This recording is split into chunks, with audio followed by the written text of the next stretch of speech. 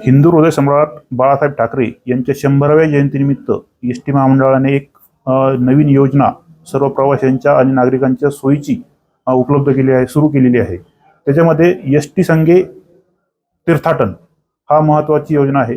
याच्यामध्ये सर्व प्रवाशांना एक असं आव्हान आहे की आपण एसटीने जी ही योजना चालू केली याच्यामध्ये 40 प्रवाशांचा एक गट तयार करायचा आणि जवळच्या किंवा लांबच्या कुठल्याही तीर्थस्थळी किंवा पर्यटनस्थळी आपल्याला जर जायचं असेल तर या मार्फत आपण ते तीर्थस्थळ आणि पर्यटनस्थळ करू शकतो। याच्यामध्ये सर्व प्रकारच्या सोयी सुविधा उपलब्ध असणार आहेत, तसेच सर्व प्रकारच्या सवलती देखील उपलब्ध असणार आहेत।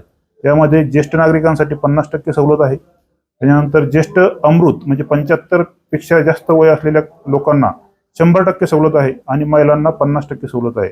त्यामुळे माझं प्रवाशांना असं आव्हान राहील की या योजनेचा सर्वांनी लाभ घ्यावा। जे की 100% भाडं भरून आपण प्रवास करतोय तर ते आपलं 50%त व्हायला लागलंय आणि जवळचे किंवा लांबचे सर्व तीर्थस्थळ आपले पाहणं होतील, देवांचं दर्शन होईल आणि पर्यटन स्थळांचं देखील दर्शन होईल।